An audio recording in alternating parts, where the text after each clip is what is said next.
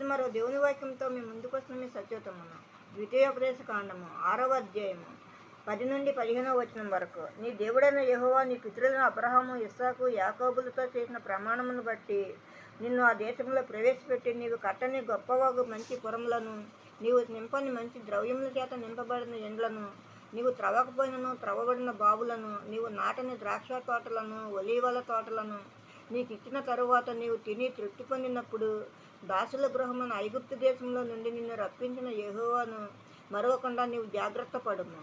నీ దేవుడైన యెహోవాకు భయపడి ఆయనను సేవించి ఆయన పేరట ప్రమాణం చేయవలెను.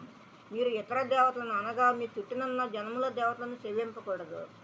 నీ మధ్యన నీ దేవుడైన యెహోవా రోషము గల దేవుడు కనుక నీ దేవుడైన యెహోవా కోపాగ్ని ఒకవేళ నీ మీద రగులుకొని దేశంలో ఉండకుండా నిన్ను నశింపజేయును. ఆమేన్.